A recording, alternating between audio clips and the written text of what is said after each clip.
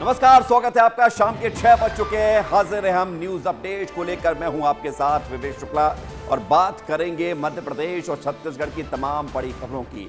पहला आधा घंटा मध्य प्रदेश की खबर अपडेट के साथ बताएंगे, उसके बाद 6:30 बजे से आपको बताएंगे छत्तीसगढ़ की तमाम बड़ी खबरें।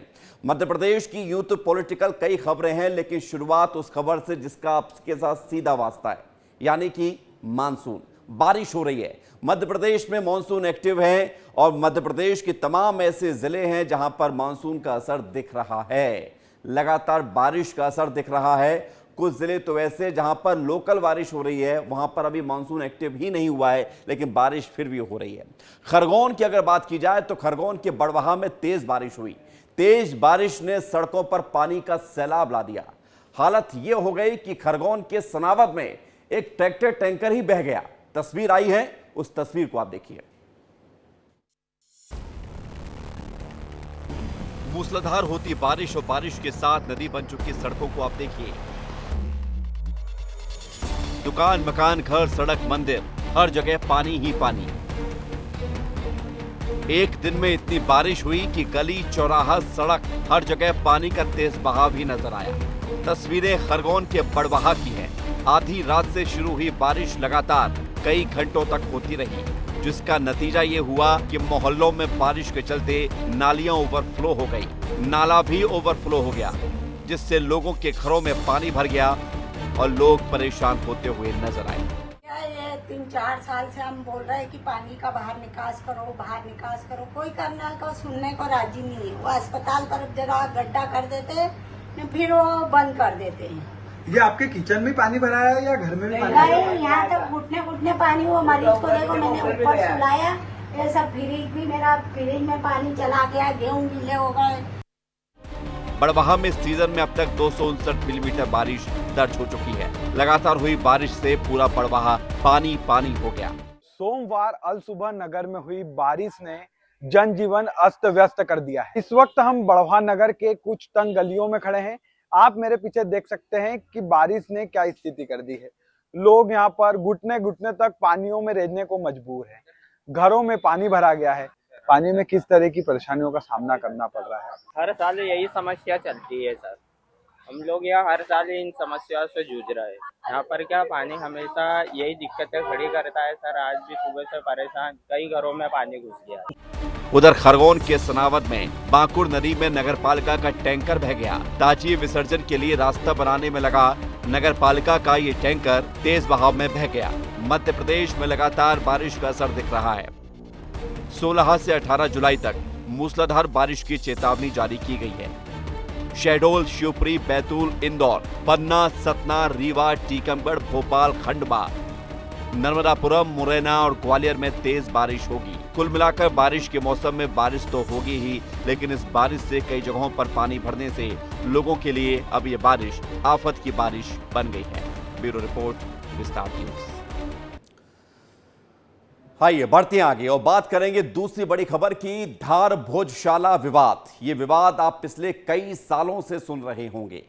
इस विवाद के खात्मे को लेकर सर्वे की शुरुआत होती है। सर्वे चलता है 98 दिन और सर्वे की रिपोर्ट आज हाईकोर्ट में पेश कर दी गई। क्या इस रिपोर्ट में कुछ तथ्य निकल कर सामने आ रहे हैं? अगली सुनवाई कब होगी? और एएसआई ने अपने सर्वे की इस रिपोर्ट में क्या कुछ जानकारी दी है हाईकोर्ट में, ये आप देखिए। मध्य प्रदेश में धार के भोजशाला कमाल मौला मस्जिद परिसर के सर्वेक्षण की रिपोर्ट भारतीय पुरातत्व सर्वेक्षण यानी एएसआई ने मध्य प्रदेश हाईकोर्ट के इंदौर बेंच में पेश कर दी है।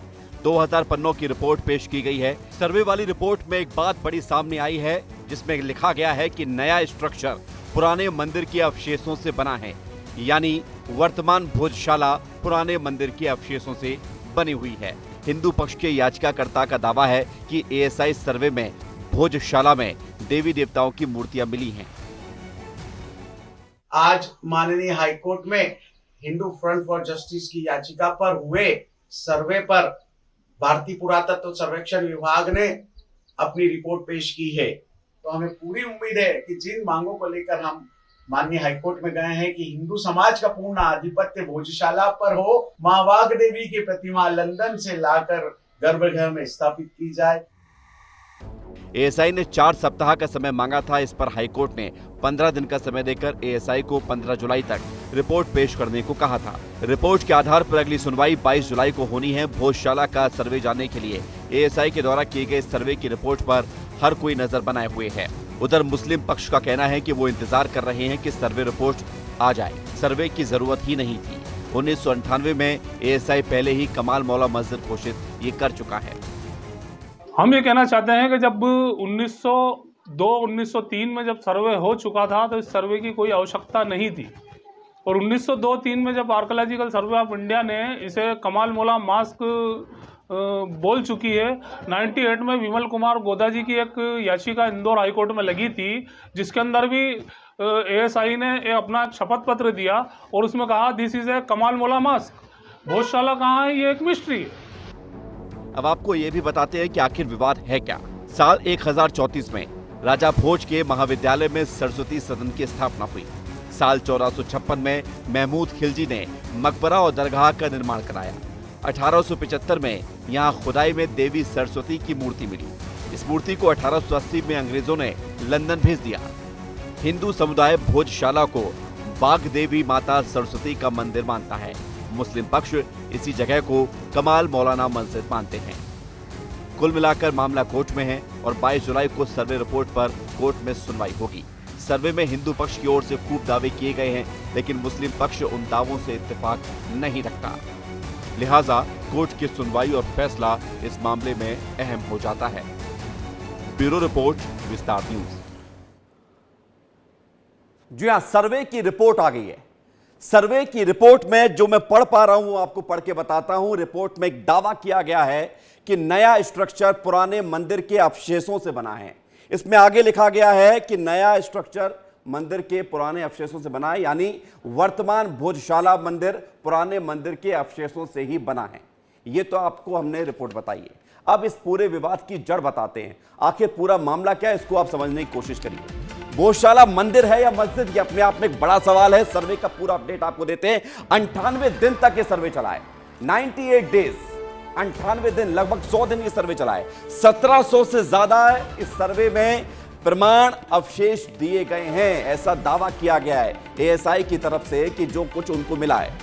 2000 से ज्यादा पन्नों की रिपोर्ट कोर्ट में पेश करने का दावा किया गया है। 2000 से ज्यादा पन्ने एएसआई ने रखे हैं। एएसआई ने परिसर में खुदाई कर सर्वे किया। खुदाई करके यह सर्वे किया गया कि क्या कुछ तथ्य हैं, और सिर्फ खुदाई नहीं की गई, खंभों का कार्बन डेटिंग से सर्वेक्षण किया गया है। जो खंभे, जो पिलर्स है, उसमें वहां कार्बन डेटिंग करके देखा गया है कि जो दावा किया जाता है उस दावे में कितना दम है। 11 मार्च को इंदौर हाईकोर्ट ने सर्वे का आदेश दिया था। 11 मार्च को सर्वे का आदेश दिया। 12 मार्च से सर्वे शुरू होता है और अब जाके खत्म हुआ 98 दिन के बाद। 1 अप्रैल को सुप्रीम कोर्ट ने सर्वे पर रोक लगाने वाली याचिका खारिज कर दी थी। मुस्लिम पक्ष पहुंच गया था सुप्रीम कोर्ट और यह कहा था कि यह सर्वे नहीं होना चाहिए, सर्वे पर रोक लगाई जाए। याचिका दायर की गई, लेकिन सुप्रीम कोर्ट ने याचिका खारिज कर दी। 15 जुलाई को हाईकोर्ट में रिपोर्ट पेश होती, यानी कि आज हाईकोर्ट में ये रिपोर्ट पेश की गई। जो रिपोर्ट का पन्ना मेरे हाथ में है, और उस रिपोर्ट के आधार पर कहा गया है कि पुराने मंदिर के अवशेषों से ही नई वहां पर इमारत खड़ी की गई है। बढ़ेंगे आगे। भोजशाला का विवाद हमने आपको बताया है। अब खबर यह भी है कि भोपाल में आज मंत्रालय में सीएम डॉक्टर मोहन यादव ने आज प्रेस कॉन्फ्रेंस की। यह प्रेस कॉन्फ्रेंस बेहद खास थी, क्योंकि मुंबई में हाल ही में गए मध्य प्रदेश के मुख्यमंत्री डॉक्टर मोहन यादव ने निवेशकों से बातचीत की थी। चर्चा किया था कि निवेश किया जाए मध्य प्रदेश में, उसका पूरा ब्यौरा उन्होंने मीडिया के सामने रखा। इस दौरान मध्य प्रदेश में आने वाले निवेश के बारे में पूरी जानकारी भी दी गई पत्रकारों को। और आपके अपने चैनल विस्तार न्यूज के आईटी चीफ ब्रजेश राजपूत ने जवाब में कहा कि आने वाले समय में भोपाल में आईटी कंपनियां बढ़ेंगी, निवेश भी बढ़ेगा, जिससे मध्य प्रदेश के लोगों को रोजगार के अधिक अवसर उपलब्ध होंगे। यानी सवाल आपके मन का था रोजगार वाला, जिसे पूछा गया, जिसका जवाब खुद मुख्यमंत्री ने दिया। मुख्यमंत्री जी, मध्य प्रदेश को लेकर इमेज तो लोगों की बदली है, रोजगार को लेकर हमारा एक बड़ा रोजगार देने का जरिया आईटी है। इंदौर में टीसीएस और इंफोसिस लंबे समय से अपने दफ्तर खोल के बैठे हैं, जहां रोजगार दे नहीं रहे हैं। तो क्या आईटी इंडस्ट्रीज को और आगे लाना है, स्टार्टअप्स को आगे लाने की कोई अलग से पॉलिसी बनी है या कोई इन्वेस्टर उस लिहाज से भी आ रहे हैं, इस कारण जानना चाहते थे। माननीय ब्रजेश जी, ये बात सही है कि हमको आईटी में बहुत संभावना है, इसलिए हमारा अगला रोड शो हैदराबाद, बेंगलोर, इसीलिए बेंगलोर में जाने वाले हैं। लेकिन ये सही बात है कि जैसे अब अपना मध्य प्रदेश का भी चित्र बदला है। हमारा आईटी की एक बिल्डिंग गई, दूसरी गई, तीसरी गई, आज की स्थिति में चौथी बिल्डिंग पे इंदौर में काम आईटी पार्क में हो रहा है और वही संभावना भोपाल में भी आ रही है और इसी में प्राइवेट सेक्टर को भी प्रोत्साहन दे रहे हैं। अभी हमारे पास ऐसे बड़े बड़े कैंपस भी है जहाँ अब क्या हो रहा है कि ये बात सही है कि एकदम ऐसी जो बहुत विकसित सिटी है उसकी तुलना में हम नए हैं, लेकिन संभावना हम में ज़्यादा है। तो ये जो उनके लिए मैन पावर वगैरह जो मिलता है वो हमारे यहाँ सस्ता मिल रहा है और बाकी अनुकूलता भी है। तो ये मान के चलो कि बहुत जल्दी भोपाल के रिजल्ट भी आएंगे और हम तो ये चाह रहे हैं कि वो ग्वालियर, जबलपुर, इंदौर, उज्जैन सब दूर बढ़े और सब दूर जहाँ जहाँ भी संभावना रहेगी प्रोत्साहन दे रहे हैं। लेकिन ये बात भी सही कि जिसने कमिटमेंट करके कैंपस खड़े किए तो अगर वो नहीं कर पा रहा है तो हम ज़मीन वापस भी ले रहे हैं। ऐसे भी लेने का अभियान चला है कि भाई अगर आप कर रहे हो तो करो, नहीं कर रहे हो तो दूसरा। जी हाँ, तो मध्य प्रदेश की सरकार एक स्पष्ट विजन के साथ आगे बढ़ रही है। एक तरफ निवेशकों को बुलाया जा रहा है, दूसरी तरफ बेरोजगारों को रोजगार देने की दिशा में कदम बढ़ाए जा रहे हैं और मध्य प्रदेश में अब रोजगार ही रोजगार आने जा रहे हैं। जल्द ही 11,000 पदों पर भर्ती होगी, जिसमें से 9,000 अकेले टीचर्स की भर्ती होगी। तैयारियां शुरू हो गई हैं, अगस्त में यह भर्ती होने जा रही है। बड़ी खबर आपको बता रहे हैं, कर्मचारी चयन मंडल ने एग्जाम का कैलेंडर भी तैयार कर लिया है। प्रश्न बैंक आ गए हैं। क्या कुछ तैयारी है भर्ती को लेकर और इस बार क्या होगा ताकि पेपर लीक की समस्या से भी अभ्यर्थियों को ना जूझना पड़े, इस खास रिपोर्ट में आपको दिखाते हैं। मध्य प्रदेश में जल्द ही 9,000 शिक्षकों के साथ 11,000 पदों पर भर्ती होने जा रही है। कर्मचारी चयन मंडल ने एग्जाम का कैलेंडर तैयार कर लिया है। 9 विभागों ने भी अपनी अपनी जरूरत के मुताबिक पदों की संख्या मंडल को भेज दी है। किस विभाग की भर्ती परीक्षा कब होगी, इसका स्केड्यूल जल्द ही मंडल जारी करेगा। चयन मंडल के मुताबिक अलग अलग विभागों ने पदों की जानकारी भेजी है। इनमें से कुल पदों में बाद में इजाफा भी किया जाएगा। खासतौर पर पुलिस और वन रक्षक भर्ती को इस साल होने वाली परीक्षाओं के पदों में ज्यादा इजाफा किया जा सकता है। अभी इन एग्जाम के लिए रूल बुक जारी नहीं हुई है। भर्ती परीक्षाएं पूरी तरह से ऑनलाइन ही होंगी। परीक्षाओं में लीकेज की कोई गुंजाइश न रहे, इसके लिए भी चयन मंडल ने पूरी तैयारी की है। मध्य प्रदेश सरकार अगस्त 2024 में 9,000 शिक्षकों सहित 11,000 पदों की भर्ती करने जा रही है। स्वागत योग्य कदम है, लेकिन प्रदेश के अधिकांश विभागों में जहां भी रिक्त पद हैं उन पदों को भी भरने की कार्रवाई शीघ्र की जाना चाहिए, क्योंकि मध्य प्रदेश में जनसंख्या बढ़ी है और जनसंख्या के हिसाब से कार्य भी बढ़ा है और प्रदेश में जब कार्य बढ़ा है तो कर्मचारियों की भर्ती होना भी जरूरी है। हाल ही में बजट में सरकार ने नौकरियों का ऐलान किया था। विभागों ने अपने खाली पड़े पदों की जानकारी भी भेज दी है। खासतौर से मध्य प्रदेश में टीचर बनने का ख्वाब देख रहे अभ्यर्थियों के लिए ये गुड न्यूज है। जल्द ही 9,000 शिक्षकों की भर्ती होगी। इसमें 2018-2023 में पात्रता परीक्षा पास कर चुके अभ्यर्थी भी शामिल हो सकेंगे। जल्द होगी 11,000 पदों पर भर्ती, 9,000 शिक्षकों की भर्ती भी शामिल। कर्मचारी चयन मंडल ने कैलेंडर तैयार किया।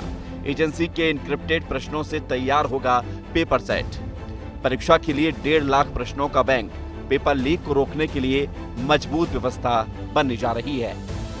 कर्मचारियों के 4.5 लाख पद खाली हैं। ऐसे में सरकार ने दावा किया है कि मध्य प्रदेश में करीब 2 लाख से अधिक पद भरे जाएंगे। अभी मंत्रालय सहित कई अन्य विभागों में खाली पद होने की वजह से सरकारी कामकाज में देरी हो रही है। अगर सरकार लगातार सालों में भर्ती करती तो ये स्थिति नहीं बनती, लेकिन मोहन सरकार ने ये एक बड़ा कदम उठाया है और ये कहा है कि आने वाले समय में सरकार 5 सालों के भीतर 2 लाख से अधिक पद भरेगी। मध्य प्रदेश में ये सरकार का सबसे बड़ा एक कदम साबित होगा। कैमरामैन वीरेंद्र नगर के साथ विवेक पांडे, विस्तार न्यूज़, भोपाल। तो 2 लाख से ज्यादा पद भरे जाएंगे अगले 5 साल में और 11,000 तो यही जुलाई निकला और अगस्त में आपके पेपर शुरू हो जाएंगे। जो अभ्यर्थी तैयारी कर रहे हैं, सरकारी मास्टर जिसको बनना है, बढ़ेंगे आगे। इधर कांग्रेस भी अपनी पूरी ताकत के साथ मध्य प्रदेश में अस्तित्व को दिखा रही है कि हां हम भी हैं। नर्सिंग घोटाला, नीट परीक्षा जैसे तमाम मुद्दों को लेकर आज मध्य प्रदेश की राजधानी भोपाल में कांग्रेस की छात्र इकाई एनएसयूआई ने जबरदस्त प्रदर्शन किया। एनएसयूआई के कार्यकर्ता पीसीसी के सामने इकट्ठा हुए। नारेबाजी करते हुए एनएसयूआई के प्रदर्शनकारी सीएम हाउस का घेराव करने के लिए चल भी पड़े। तस्वीर आपको दिखा रहे हैं। जीतू पटवारी हाथ में चोट भी लग गई, ब्लड भी निकल आया कोहनी से।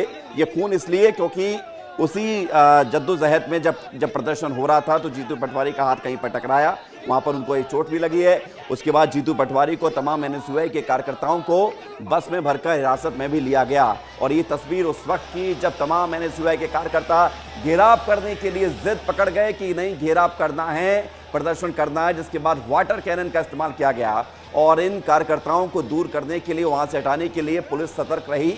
वाटर कैनन का जबरदस्त इस्तेमाल किया गया, आंसू गैस के गोले भी छोड़े गए। आंसू गैस के गोले, देखिए तस्वीर आपको दिखा रहे हैं, आंसू गैस के गोले जब छोड़े गए, तितर बितर कर दिया गया तमाम प्रदर्शनकारियों को। भोपाल की ये जंगी प्रदर्शन की तस्वीर कांग्रेस की हम आपको दिखा रहे हैं राजधानी से, जहां पर कई छात्र नेताओं को हिरासत में लिया गया। एनएसयूआई के इस प्रदर्शन में कांग्रेस के प्रदेश अध्यक्ष जीतू पटवारी भी शामिल हुए।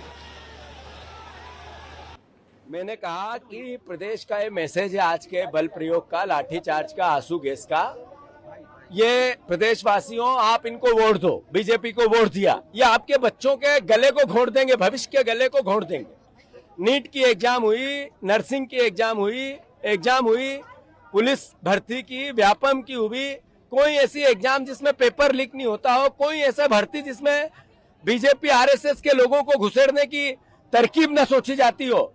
प्रदेशवासियों आप इनको वोट दो, ये आपके बच्चों का भविष्य का गला रौंद देंगे, बस इतना ध्यान रखो। तो देखिए लगातार भविष्य को लेकर ही बात की जा रही है। अब एक और भविष्य की बात की है गुना से बीजेपी विधायक पन्नालाल शाक्य ने, और यह बात बड़ी अजीब है, बयान बड़ा अजीब है। यह बयान उन्होंने पीएम कॉलेज ऑफ एक्सीलेंस के उद्घाटन समारोह के दौरान दिया, जहां उन्होंने छात्रों से कुछ ऐसा कह दिया कि अब उस पर सवाल खड़े हो गए।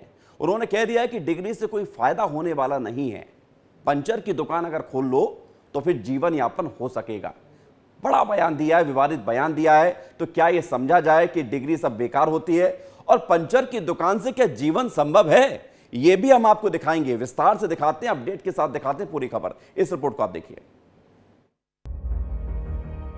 पढ़ोगे लिखोगे तो बनोगे नवाब, खेलोगे कूदोगे तो होंगे खराब। ये कहावत तो आपने सुनी होगी, लेकिन एक बयान इन दिनों खूब वायरल हो रहा है मध्य प्रदेश के गुना से भाजपा के विधायक पन्नालाल शाक्य का। अजीबोगरीब बयान इनका सामने आया है, जिसमें उन्होंने कहा कि कॉलेज की डिग्री से कुछ नहीं होने वाला, पंचर की दुकान खोल लेना, उससे जीवन यापन तो चल ही जाएगा। ये कागज की डिग्री से कुछ होने वाला नहीं है, मोटरसाइकिल की पंचर की दुकान खोल लेना, जिससे कम से कम अपनी जीवन यापन चलता रहे। आपको बता दें कि पूरा मामला कॉलेज ऑफ एक्सीलेंस के उद्घाटन समारोह के दौरान हुआ, जहां बीजेपी विधायक उद्घाटन समारोह में पहुंचे थे। तभी लोगों को संबोधित करते हुए एक तरफ उन्होंने ये बयान दे दिया, जो जमकर अब वायरल हो रहा है। भाजपा विधायक पन्नालाल शाक्य पेड़ों के बारे में बताते बताते कब पंचर की दुकानों वाली बात पर पहुंच गए और कॉलेज के छात्रों को कह दिया कि मेरा आप सबसे निवेदन है, केवल एक बोध वाक्य पकड़ लेना, ये कॉलेज की डिग्री से कुछ नहीं होने वाला, मोटरसाइकिल की पंचर की दुकान खोल लेना, जिससे कम से कम अपना जीवन यापन चलता रहे। विधायक पन्नालाल शाक्य के इस बयान के बाद विपक्ष अब सरकार पर निशाना साध रहा है। भारतीय जनता पार्टी के विधायक पन्नालाल जी गुना में स्कूल के प्रांगण में मतलब माँ सरस्वती के मंदिर में खड़े होकर के कहते हैं कि शिक्षा से क्या होगा, शिक्षा छोड़ो पंचर जोड़ो। अब आप बताइए, ये शिक्षा का स्तर इंडेक्स में जाएंगे, देखेंगे मध्य प्रदेश का शिक्षा का स्तर बहुत गिरा हुआ है। इसकी सबसे बड़ी कमी ये है कि भारतीय जनता पार्टी नहीं चाहती कि यहाँ के लोग शिक्षित हो, और शिक्षा के स्तर को गिराए जाने में मैं समझता हूँ भारतीय जनता पार्टी अपना रोल अदा कर रही है। और ये कोई पहली बार नहीं है कि जब पन्नालाल शाक्य ने कोई अजीब बयान दिया हो। इससे पहले 2018 में लड़कियों को लेकर पन्नालाल शाक्य ने कहा था कि लड़कियों को बॉयफ्रेंड बनाना ही नहीं चाहिए। मेरे को ये बता कि वे लड़कियां बॉयफ्रेंड क्यों बनाती हैं? नहीं बनाना चाहिए।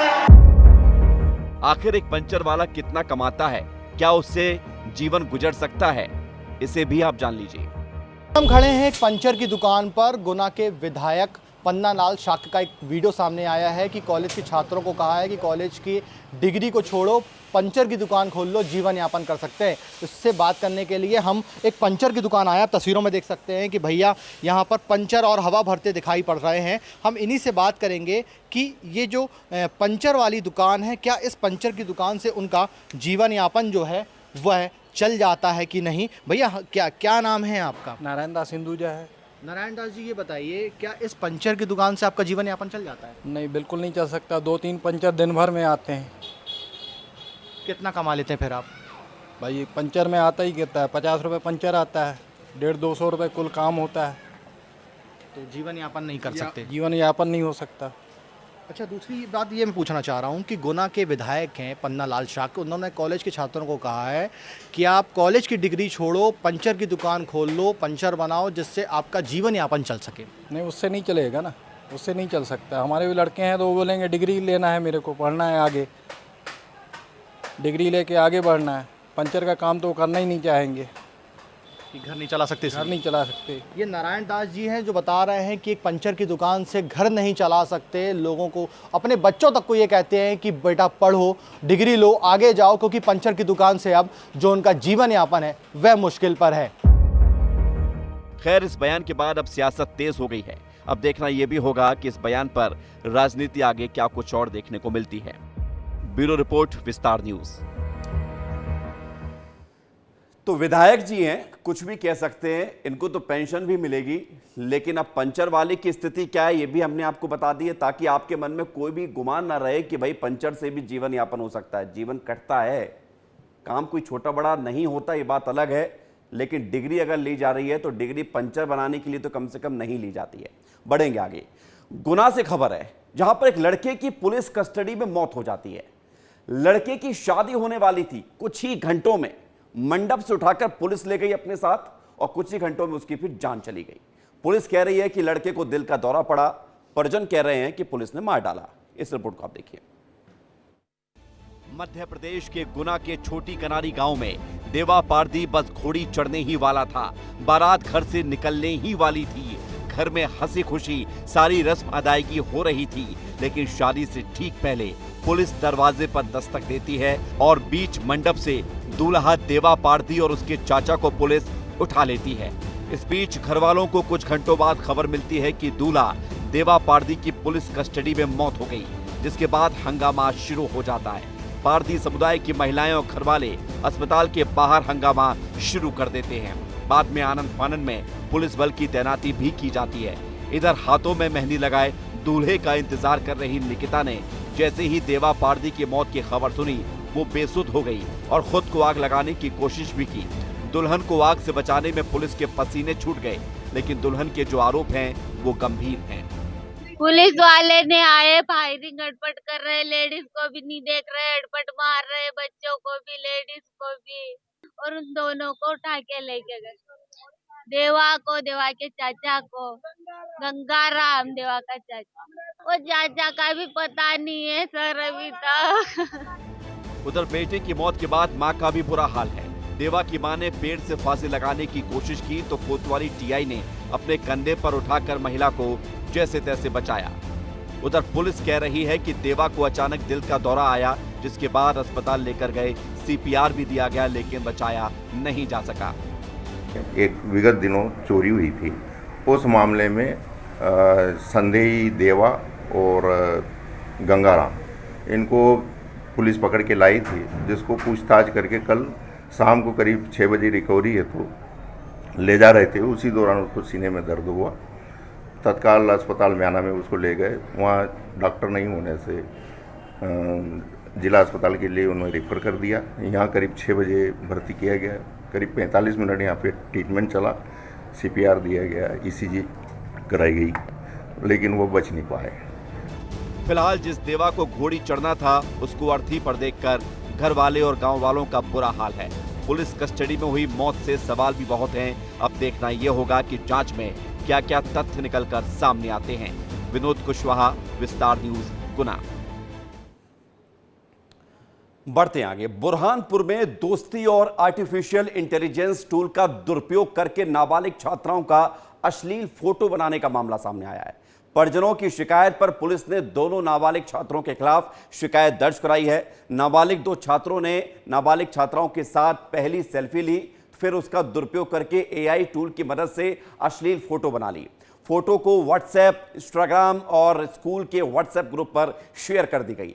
नाबालिग छात्रों की शिकायत पर पुलिस ने 2 आरोपी नाबालिग छात्र के खिलाफ मामला दर्ज कर लिया है, जांच की जा रही है। पूरा थाना के अंतर्गत जिसमें 2 बच्चियां हैं नाबालिग, इनकी मॉफ्ड इमेज 2 जो नाबालिग बच्चे हैं उनके द्वारा एक फ़ोटो ली गई जिसको मॉफ किया गया वेबसाइट के माध्यम से और उसको सोशल मीडिया में सर्कुलेट किया गया। तो इसमें शिकारपुरा में हमारी जो नई BNS अभी संहिता लागू है, इसमें सेक्शन 75, 77, पॉक्सो का 7 और 8 और इसके अलावा IT एक्ट जो है उसके अंतर्गत हमने मामला पंजीबद्ध किया है। आइए भिंड से खबर बताते हैं आपको, जहां पर सिटी कोतवाली थाना क्षेत्र में ठगों के द्वारा महिला को हिप्नोटाइज कर दिया गया। हिप्नोटाइज करके लगभग 8.5 लाख रुपए के जेवर और नकदी लेकर रफू चक्कर हो गए बदमाश। इस रिपोर्ट को आप देखिए। भिंड शहर के अटेर रोड की रहने वाली महिला मुन्नी देवी अपने जेठ के यहाँ शादी कार्यक्रम में शामिल होने के लिए शहर के जैन मंदिर वाली गली में गई हुई थी। महिला के पास सोने की 7 अंगूठी, जंजीर और कुछ नकदी थी, जिसमें कुछ उसने पहना हुआ था और कुछ हैंडबैग में रखी हुई थी। इसी दौरान बाइक सवार युवक आए और पता पूछने के बहाने महिला से बात करने लगे। उन्होंने पारिवारिक समस्याओं के बारे में भी बात की। बतौर महिला इसी दौरान उन्होंने जेब से सफेद पाउडर निकालकर उसके माथे पर लगा दिया और चेहरे के सामने फूंक दिया, जिससे वो कुछ भी सोचने समझने की स्थिति में नहीं रही। युवकों के कहने पर उसने पहने हुए जेवर भी उतारकर छोटे बैग में रख दिए। इसी दौरान युवकों ने महिला को थोड़ा आगे तक चलने के लिए कहा और वो बैग युवकों ने ले लिया और मौके से फरार हो गए। क्या हुआ हमें कुछ मालूम नहीं है। 7 अंगूठी हमारी, 1 चांदी की है, 6 सोने की, 1 हमारी जंजीर है। बताया जा रहा है कि आपको हिप्नोटाइज किया गया, उसके जरिए से ये ठगी हुई है। कुछ नहीं, हमारे कुछ सामने माथे पे फूंक दिया बस। पूरे मामले को लेकर पुलिस ने शिकायत दर्ज कर ली है। साथ ही CCTV फुटेज के आधार पर आरोपियों की तलाश भी शुरू कर दी है। अलग अलग इलाके में नाकेबंदी पर आरोपियों का पता लगाने के लिए पुलिस की टीम जुटी हुई है। महिला धर्मशाला के बाद खड़ी हुई थी तो 2 युवक आए, उनसे पूछा कि यहाँ कौन सा डॉक्टर दवा देने आता है। उन्होंने इनकार किया। इसके बाद महिलाओं को बातों में उलझा के उससे 1 सोने की चेन, अंगूठियां और कुछ नकदी रुपए उतरवा के उसके बैग में रखवा दिए। दिन दहाड़े रिहायशी इलाके में बीच सड़क पर महिला से लूट की वारदात को अंजाम देना ये बताता है कि कानून के कितने कड़े इंतजाम हैं। वहीं ये वारदात ये भी दिखाती है कि अपराधियों के मन में पुलिस का खौफ जरा भी नहीं है। उम्मीद है कि पुलिस आरोपियों को गिरफ्तार कर पीड़ित महिला के जेवर गहने वापस दिलवाएगी। ब्यूरो रिपोर्ट, विस्तार न्यूज। बढ़ते आगे। आज डॉक्टर सुदाम खाड़े ने जनसंपर्क संचालनालय में आयुक्त जनसंपर्क का पदभार संभाल लिया है। मध्य प्रदेश से खबर आपको बता रहे हैं। डॉक्टर सुदाम खाड़े का सभी अधिकारियों कर्मचारियों ने पुष्पगुच्छ भेंट करके स्वागत किया। सुदाम खाड़े शिवजी यूनिवर्सिटी कोल्हापुर से MD मेडिकल MBBS की पढ़ाई भी कर चुके हैं। तो वहीं डॉक्टर सुदाम खाड़े मराठी नाटक तरुण तुर्क महातारे अर्क में अपनी भूमिका के लिए राज्य स्तरीय पुरस्कार भी जीत चुके हैं। आपको ये भी बता दें कि ये पहली बार नहीं है कि डॉक्टर सुदाम खाड़े ने जनसंपर्क का पदभार संभाला हो। वो पहले भी 12 मई 2020 को कुछ समय के लिए इस पद पर रह चुके हैं। तो डॉक्टर सुदाम खाड़े मध्य प्रदेश के नए जनसंपर्क आयुक्त हैं। आपको ये भी बताते हैं कि कौन हैं नए जनसंपर्क आयुक्त। सुदाम खाड़े 2006 बैच के IAS ऑफिसर हैं। डॉक्टर सुदाम खाड़े भोपाल में भी कलेक्टर रह चुके हैं। भोपाल स्मार्ट सिटी प्रोजेक्ट के अध्यक्ष भी रहे हैं। इसके अलावा सीहोर, टीकमगढ़ और हरदा में भी सुदाम खाड़े कलेक्टर रह चुके हैं। तो डॉक्टर सुदाम खाड़े मध्य प्रदेश के नए जनसंपर्क आयुक्त, जिसका पदभार उन्होंने संभाल लिया है। बड़ी खबर मिल रही है, ब्रेकिंग न्यूज। बलौदाबाजार हिंसा मामले में बड़ी कार्रवाई की गई है। इस हिंसा मामले में 4 और आरोपियों की गिरफ्तारी हुई है। मुख्य साजिशकर्ता मोहन बंजारे गिरफ्तार हो चुका है। बड़ी खबर आपको बता रहे हैं, मोहन बंजारे मुख्य साजिशकर्ता है जिसे गिरफ्तार किया गया है।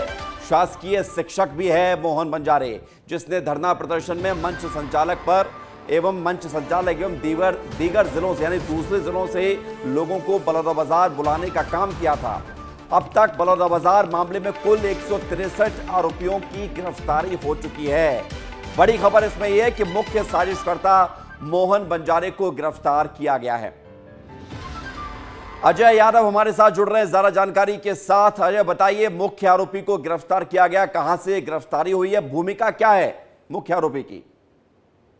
जी विवेक, मैं बता दूं कि बलौदा बाजार हिंसा मामले में जो है पुलिस को बड़ी सफलता मिली है, जिसमें आज 4 आरोपी को जो है वो गिरफ्तार किया गया है। गिरफ्तार आरोपी में बलौदा बाजार हिंसा में जो मास्टरमाइंड कहा जा रहा है, जो साजिशकर्ता कहा जा रहा है, जो योजना बनाकर सभी जो भड़काऊ बयान दिया गया वो है मोहन बंजारे बताया जा रहा है। और ये पेशे से शिक्षक है, और ये जो है इनको बलौदा बाजार से गिरफ्तार किया गया है। ये भिलाईगढ़ का रहने वाला है। वही चारों को जो है गिरफ्तार कर लिया गया है। लेकिन इसमें और भी देखना ये होगा कि कितने लोगों की गिरफ्तारी अभी बाकी है और भी बड़े नाम जो है वो खुलासे हो सकते हैं। वही अब तक के जो मामले में 163 लोगों की गिरफ्तारी हो चुकी है विवेक जी। 163, ये संख्या बहुत ज्यादा है अजय। और जिस तरह से गिरफ्तारी लगातार होती जा रही है, 4 और आरोपियों की गिरफ्तारी हुई है, मुख्य आरोपी भी गिरफ्तार हो चुके हैं। पुलिस क्या कुछ कह रही है अब इस पूरे मामले को लेकर?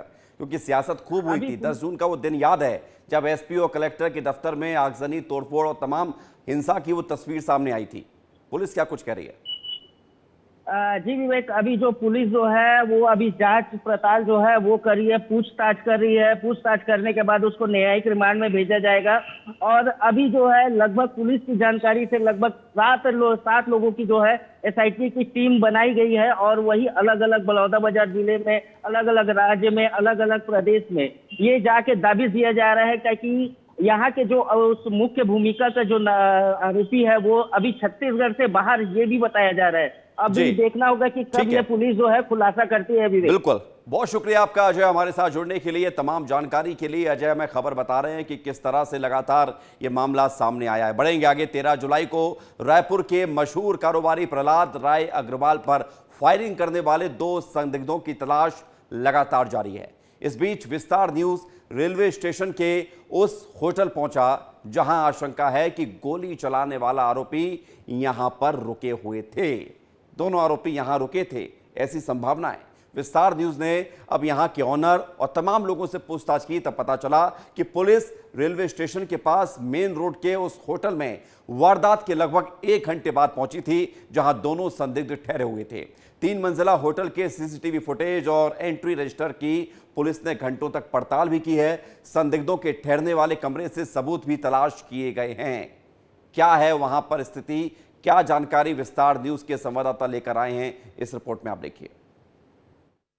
होटल वेलकम के कमरा नंबर 207 के बाहर हम हैं और 2 दिन पहले जो गोलीबारी की वारदात हुई थी, अभी प्रारंभिक रूप से जो कयास लगाए जा रहे हैं वो ये कयास हैं कि यहीं पर गोलीबारी करने वाले वो दोनों जो हैं, जो गुर्गे हैं अमन साहू गैंग के, वो यहीं ठहरे थे। और यही जो है आशंका है कि यहाँ लगभग 3 दिन वो दोनों लोग ठहरे थे। सब कुछ जांच जारी है, लेकिन विस्तार न्यूज़ लगातार आपको जहाँ जहाँ से इनपुट मिल रहे हैं वहाँ वहाँ पहुँचकर हर तस्वीर दिखा रहा है। वीडियो जर्नलिस्ट दुर्गेश साहू के साथ नितेश गर्ग, विस्तार न्यूज़। तो हमारे सहयोगी नितेश उस होटल तक पहुंचे जहां संदिग्ध रुके हुए थे, ऐसी संभावना है। मालिक से भी बात करने की कोशिश की।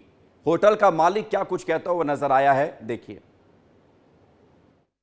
6 साढ़े 6 के बीच में आए और मुझे आधार दिखा तो बोलते हैं कि एक आधार है आंटी, अब एक हम ला के देते हैं या आपको व्हाट्सअप कर देते हैं। मैं बोले ठीक है। 6 साढ़े 6 के बीच में आए और मुझे आधार दिखा तो बोलते हैं कि एक आधार है आंटी, अब एक हम ला के देते हैं या आपको व्हाट्सअप कर देते हैं। मैं बोले ठीक है। तो होटल की ये मालकिन थी जो जानकारी दे रही थी। थोड़ी बहुत जो इनको बताना चाहिए था वो तो पूरा नहीं बताया, लेकिन थोड़ा बहुत बताने की कोशिश की है। रायपुर में गोलीबारी की ये घटना कहीं ना कहीं इंटेलिजेंस फेल्योर से भी जुड़ी हुई है। जी हाँ, इंटेलिजेंस फेल्योर है। कारोबारियों को डराने धमकाने की कोशिश की गई, जिससे लोगों में भय है। इन तमाम विषयों पर रायपुर के एसपी संतोष कुमार सिंह ने हमारे संवाददाता नितेश गर्ग से बातचीत की है, जानकारी दी है। क्या कुछ कह रहे हैं वो सुनिए। 2 दिन पहले पराग राय अग्रवाल ग्रुप के बाहर जो गोलीबारी हुई थी, गोलीकांड हुआ था, उसमें 2 फरार जो संदिग्ध हैं, जो अभी भी फरार हैं। और हम सीधे बातचीत करेंगे रायपुर एसपी संतोष कुमार सिंह जी से, जो कि हमारे साथ हैं। सर, क्या क्या हुआ? 15 तारीख आज आ गई, अभी तक कहाँ तक अपडेट पहुँची, कहाँ तक आप लोगों ने सबूत जुटा लिए, सुराग मिले? अभी परसों एक गोलीबारी की घटना हुई है जिसमें हवाई फायर किया गया है 2 व्यक्तियों द्वारा। इसमें एक बिजनेसमैन जिसके यहाँ फायरिंग हुई थी, उसके बाद आरोपी जो है फरार हो गए थे। और इसमें उनकी जो मोटर बाइक मिली है, कुछ क्लू मिले हैं जिसको हम लोग देख रहे हैं। ऐसा प्रतीत होता है कि ये कहीं ना कहीं लेवी से संबंधित मामला है। संबंधित ग्रुप जिसके ऊपर फायरिंग हुई है वो झारखंड में उसके कंस्ट्रक्शन के काम है। एक अमन साहू गैंग है और कुछ और गैंग है जो वहाँ बहुत ऑपरेट करते रहे हैं। पहले भी कई बार वो लोग अलग अलग जगहों पे गोलीबारी ऐसे करते रहे हैं। जो इस तरह के आपराधिक गिरोह छत्तीसगढ़ में पैर पसारने की कोशिश करेंगे, उन पे हम लोग कार्रवाई करेंगे। अमन साहू को भी लाने की कोशिश की जा रही है, उसे भी जो तमाम माकूल परिस्थितियां रहीं, जो उसे भी तमाम चीज़ों के लिए कानून के रास्ते से यहाँ पर लाकर जवाबदेही तय करनी। उसमें भी हम लोग कोशिश कर रहे हैं कि 2 अन्य आरोपी जो पिछले मामले के, जिसमें अमन साहू भी है, उसको हम लोग छत्तीसगढ़ में उसको लेके आना है, कोर्ट में भी प्रोड्यूस करेंगे, साथ साथ हम लोग भी पूछताछ उससे करेंगे। तो ये थे रायपुर एसपी संतोष कुमार सिंह जी। इनका साफ तौर पर कहना है कि माकूल जवाब दिया जाएगा। हर अपराधी जो भी जिन्होंने कृत्य किया है, हर चीज़ के लिए जो भी वैधानिक कार्रवाई होगी, सब कुछ करने के लिए पुलिस तैयार है। जो भी डर रहे हैं, बेखौफ रहें, डरने की जरूरत नहीं है। रायपुर पुलिस उनके साथ खड़ी हुई है। वीडियो जर्नलिस्ट दुर्गेश साहू के साथ नितेश गर्ग, विस्तार न्यूज। चलिए बढ़ते आगे, क्योंकि विधानसभा का मॉनसून सत्र जल्द शुरू होने जा रहा है। छत्तीसगढ़ में यह सत्र 22 जुलाई से शुरू हो जाएगा और उम्मीद जताई जा रही है कि यह मॉनसून सत्र हंगामेदार रहेगा। विपक्ष कई मुद्दों पर सत्ता पक्ष को भी घेरेगा। सत्ता पक्ष और विपक्ष ने 966 सवाल उठाए हैं। कानून व्यवस्था, खाद बीज की कमी, बिजली के दामों में बढ़ोतरी, ऐसे कई मुद्दे विपक्ष उठाएगा।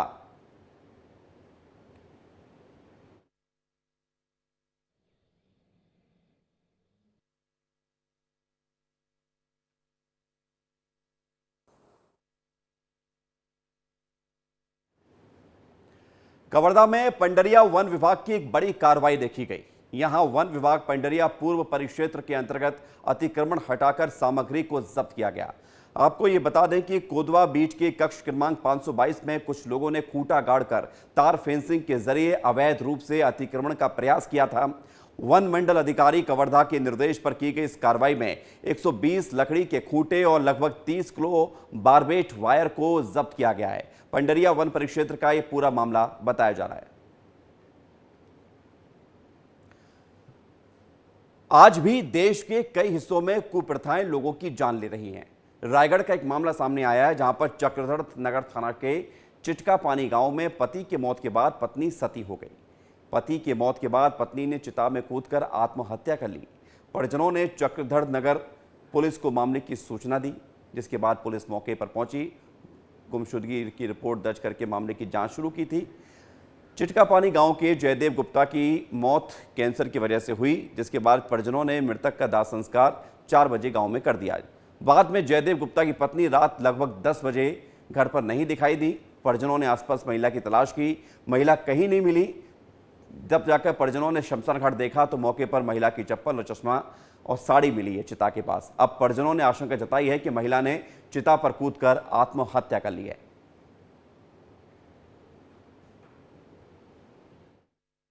शाम को करीब 11 बजे तक घर में थी।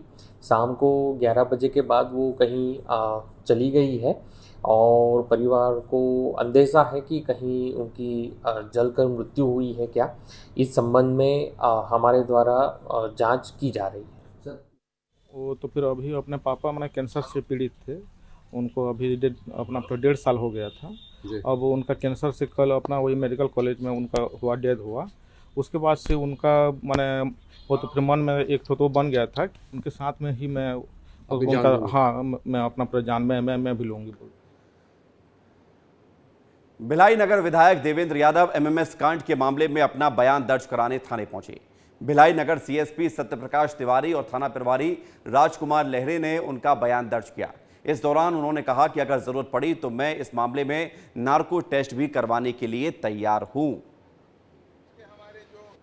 एमएमएस कांड के ऊपर अब विधायक देवेंद्र नगर आज भिलाई नगर थाना पहुंचे थे, पुलिस को बयान देने पहुंचे थे। देवेंद्र यादव मेरे साथ है। कितने दिन बाद एफआईआर हुई और आज आप बयान देने खुद थाने पहुंचे, क्या बयान दिए आप? लगभग मैं बताना चाहता हूं, हमने 2/8/2023 को पहली बार इस पे एफआईआर के लिए आवेदन दिया। 15/11/2023 को दूसरी बार प्रेस कॉन्फ्रेंस लेके हमने इस पर एफआईआर करने के लिए कहा। इसके बाद 29/1/2024 को हमने एफआईआर की डिमांड की। वो नहीं होने के कारण विधानसभा सत्र में हमने मुख्यमंत्री को मैंने प्रत्यक्ष रूप से 23/2/2024 को इस पर सीबीआई जांच और एफआईआर करने की मांग किया, गृह मंत्री को लेटर दिया। उसके बाद भी ये नहीं हुआ तो 22/3/2024 को हमने फिर से मांग की, जिसके बाद 7 महीने 20 दिन बाद इस पर एफआईआर लॉन्च की गई और लगभग अब 100 दिन बाद मुझे आज पहली बार इस पर मेरा बयान देने के लिए बुलाया गया। हमारे सभा जो अध्यक्ष हैं उनसे बात करके विशेषाधिकार में भी इसको उठाऊंगा। वहाँ से न्याय नहीं मिलेगा तो हाई कोर्ट जाऊँगा, हाई कोर्ट से न्याय नहीं मिलेगा सुप्रीम कोर्ट जाऊंगा, हर जगह जाऊंगा। लेकिन मैं चाहता हूं कि इसको स्पष्ट किया जाए। जो गृह मंत्री डरा रहे हैं यहाँ पर दुर्ग में आके, वो उसकी स्पष्टता आनी चाहिए। जरूरत पड़े तो नार्को टेस्ट भी करवाएंगे आप? अरे क्यों नहीं कराएंगे भाई, सब कुछ कराएंगे। वीडियो जर्नलिस्ट सूरज सिंह के साथ दिलीप शर्मा, विस्तार न्यूज, दुर्ग। बढ़ते आगे, छत्तीसगढ़ में बिजली का बिल जमा करने को लेकर सरकार राज्य बनने के बाद से गंभीर नहीं है। नतीजन सरकारी विभागों पर 1800 करोड़ से ज्यादा का बकाया है। इसे लेकर केंद्रीय ऊर्जा मंत्री ने भी नाराजगी जताई है। उसके बावजूद भी कोई ठोस कदम नहीं उठाए जा रहे हैं। देखिए।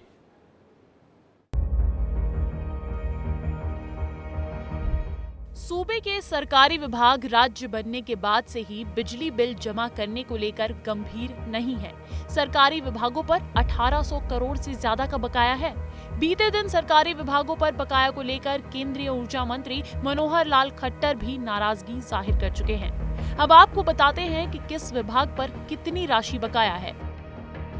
नगरीय निकाय पर 978 करोड़ रुपए, पंचायत एवं ग्रामीण विभाग पर 430 करोड़ रुपए, विकास विभाग, स्कूल शिक्षा विभाग पर 75 करोड़ रुपए, लोक स्वास्थ्य एवं यांत्रिकी पर 67 करोड़ रुपए, चिकित्सा विभाग पर 61 करोड़ रुपए, गृह विभाग पर 32 करोड़ रुपए, जल संसाधन विभाग पर 30 करोड़ रुपए, आवास एवं पर्यावरण पर 11 करोड़ रुपए, महिला एवं बाल विकास विभाग पर 21 करोड़ रुपए, आदिम जाति विभाग पर 14 करोड़ रुपए, लोक निर्माण विभाग पर 10 करोड़ रुपए, वहीं अन्य सरकारी विभाग पर 60 करोड़ से ज्यादा रुपए बकाया है। छत्तीसगढ़ में आम उपभोक्ता पर थोड़ा सा बिजली बिल बकाया होने पर उनकी बिजली कट करने पावर कंपनी के कर्मचारी पहुंच जाते हैं। वहीं सरकारी विभागों की बिजली कभी काटी नहीं जाती। मौजूदा समय में अलग अलग सरकारी विभागों पर 1800 करोड़ का बकाया है। इस समय सरकारी विभागों में सबसे बड़ा बकाया नगरीय निकायों पर है। इनका बकाया 978 करोड़ हो गया है। वैसे तो ये बकाया 866 करोड़ है, लेकिन लंबे समय से भुगतान न होने के कारण 112 करोड़ सरचार्ज हो गया है। इसी तरह से पंचायत एवं ग्रामीण विकास विभाग पर 430 करोड़ का बकाया सरचार्ज सहित है। इस विभाग को 35 करोड़ का सरचार्ज अब तक लग चुका है। अन्य विभागों पर भी 10 से 75 करोड़ तक का बकाया है। इस मामले में डिप्टी सीएम अरुण साव ने कहा कि सरकार के संज्ञान में ये मामला है और जल्द ही इसका समाधान निकाला जाएगा। वहीं कांग्रेस ने इसे सरकार की नाकामी बताया है। सरकार के संज्ञान में है और हम इसका समाधान निकालेंगे निश्चित रूप से। जिस तरह से हर विषय में ये सरकार फेलवर है, नगरीय निकाय क्षेत्रों में भी पूरी व्यवस्था देने में पूरी तरह से सरकार फेलवर रही है। अभी वहाँ पर भी कोई विकास के कार्य नहीं हो रहे हैं। जितने विकास के कार्य हमारी पिछली कांग्रेस की सरकार में स्वीकृत थे, लगभग सभी नगरीय निकायों के सारे विकास कार्यों को इन लोगों ने निरस्त कर दिया। सरकारी विभागों के बकाया बिल को लेकर केंद्र सरकार ने नियम बना दिया है कि सरकारी विभागों पर बकाया रहने पर केंद्र सरकार RDSS योजना में मिलने वाली मदद पर रोक लगा देगी। बावजूद इसके बीते 6 माह से ही सरकारी विभागों से वर्तमान बिलों का भी भुगतान नहीं किया गया है, जिसके कारण बकाया बढ़ गया है। वहीं सरकार अब बकाया बिलों के प्रकरण देखते हुए सरकारी विभागों में स्मार्ट मीटर लगाने पर विचार कर रही है। इस पहल से सरकारी विभागों को रिचार्ज कराने पर ही बिजली मिल सकेगी। विस्तार न्यूज के लिए रायपुर से खोमन साहू की रिपोर्ट। बढ़ते हैं आगे। छत्तीसगढ़ में मॉनसून की 2 अलग अलग तस्वीर दिख रही है। एक तरफ बारिश हो रही है, दूसरी तरफ बारिश का इंतजार हो रहा है। बारिश कहां हो रही है वो आपको बताते हैं। बस्तर की तस्वीर सबसे पहले दिखाते हैं, जहां पर झमाझम बारिश के बाद मौसम खुशनुमा हो गया। बस्तर की तस्वीर आपको दिखा रहे हैं। बस्तर में बारिश का असर देखने को मिला है। बारिश से मौसम खुशनुमा हुआ है, गर्मी का खत्म हुई है और इसका इंतजार किया जा रहा था। अब जरा दुर्ग की तस्वीर भी दिखा देते हैं। बस्तर की तस्वीर आपने देख ली है, अब दुर्ग की तस्वीर भी हम आपको दिखाते हैं पीछे से ही, क्योंकि आपको ये पता होना चाहिए कि छत्तीसगढ़ में बारिश का क्या हाल है। दुर्ग में आप देखेंगे तो जो आप सड़कों पर लगातार लोगों को देख रहे हैं कि बारिश से भीगते हुए जा रहे हैं, दुर्ग में बारिश हो रही है। दुर्ग में भी बारिश हुई है। तस्वीरें बस्तर और दुर्ग की हमने आपको दिखाई है। और आइए एक फील गुड वाली तस्वीर आपको दिखाते हैं। राजधानी रायपुर के सबसे निकट का प्राकृतिक झरना घटारानी इन दिनों पूरे अपने शबाब पर है। इसकी खूबसूरती, वनों की हरियाली और बारिश ने ज़रा बढ़ा दी है। इसके नज़ारों में आप भी खोए बगैर नहीं रह सकते। कितना सुंदर नज़ारा है, देखिए इस तस्वीरों में। भागदौड़ भरी जिंदगी में शांति और सुकून की चाहत भला किसे नहीं है। हर कोई इसे पाने के लिए न जाने कितने जतन करता है। शांति और सुकून पाने का सबसे बढ़िया तरीका है पर्यटन स्थल, और इसीलिए गरियाबंद का पर्यटक स्थल इन दिनों पर्यटकों की भीड़ से गुलजार है। सबसे निकट का प्राकृतिक झरना घटारानी इन दिनों अपने पूरे शबाब पर है। इसकी खूबसूरती, वनों की हरियाली और बारिश ने और बढ़ा दी है, और इसके नज़ारों में आप भी खोए बगैर नहीं रह पाएंगे। छत्तीसगढ़ राजनांदगांव से आए हैं और यहाँ के बड़ा अच्छा लग रहा है। नेचुरल प्लेस, यहाँ पे एंजॉय करने में मज़ा आ रहा है। काफ़ी अच्छा है, ब्यूटीफुल है, और मतलब अपने नियर बाय लोकेशन में छत्तीसगढ़ में बहुत अच्छा लोकेशन है। हमको मतलब आउट ऑफ स्टेट जाने की ज़रूरत नहीं, अपने स्टेट में ही यहाँ बहुत प्यारा सा झरना यहाँ पे देखने को मिल रहा है ना। घटारानी मंदिर के 40 फीट की ऊंचाई से गिरते झरने के पानी की कलकल करती ध्वनि के बीच मन कहीं इन वादियों में खो सा जाता है। साथ ही इस प्राकृतिक झरने में विराजमान मां घटारानी का मंदिर पवित्रता और लोगों की आस्था का केंद्र है। जहां एक और झरने का मनोरम दृश्य मन को सुकून और गजब की शांति का अनुभव कराता है, तो वहीं झरने के साथ बना मंदिर लोगों को आकर्षित भी करता है। बहुत अच्छा लग रहा है। नेचर से रिलेटेड बहुत ही बेस्ट जगह है ये। फैमिली के साथ आने के लिए, यहाँ पे एंजॉयमेंट करने के लिए बहुत ही बेस्ट जगह है। नेचर से रिलेटेड वाटरफॉल है यहाँ पे, और बच्चों को लेके आने के लिए, एंजॉयमेंट करने के लिए बहुत ही अच्छी प्लेस है। यहाँ माता रानी का मंदिर है और भी बहुत कुछ है जो यहाँ पे देखने लायक है। तितलियों की तो बहुत अच्छी वैरायटी मिलेगी यहाँ को। आप मस्ट विजिट कीजिए और रायपुर वाले बिल्कुल आइए यहाँ पे। से आए हैं 102 किलोमीटर गाड़ी चला के आए हैं और माता रानी के दर्शन किए हैं, और बहुत ही मनोहर दृश्य है यहाँ का। इतना प्यारा लग रहा है, अति सुंदर, एकदम मज़ा आ गया हमको। पूरे परिवार के साथ हम आए यहाँ पे। झरना कैसा लग रहा है? झरना बहुत बढ़िया, एकदम बहुत सुंदर, एकदम मज़ा आ गया। एकदम पीसफुल है। जम्मू कश्मीर जाने की जरूरत नहीं है। जो यहाँ छत्तीसगढ़ में मज़ा है वो कहीं नहीं है। पहाड़ों से बहते हुए पानी की कलकल करती झरने की ध्वनि और ऊपर से गिरते मोतियों सी धारा के बीच पर्यटक अपने आप को इसके बीच ले जाने से नहीं रोक पाते। उन्हें झरने का आकर्षण अपनी ओर खींच ही लेता है। प्रकृति को इतने नजदीक से निहारने का अनुभव यहाँ ही मिल सकता है। जी हाँ, तो ये सौंदर्यता है प्राकृतिक, और इसको देखते हुए लोग लुत्फ उठाने के लिए यहाँ पर पहुँचते हैं। बारिश का मौसम है, आपके यहाँ भी बारिश हो, जरूर इसका लुत्फ उठाइए।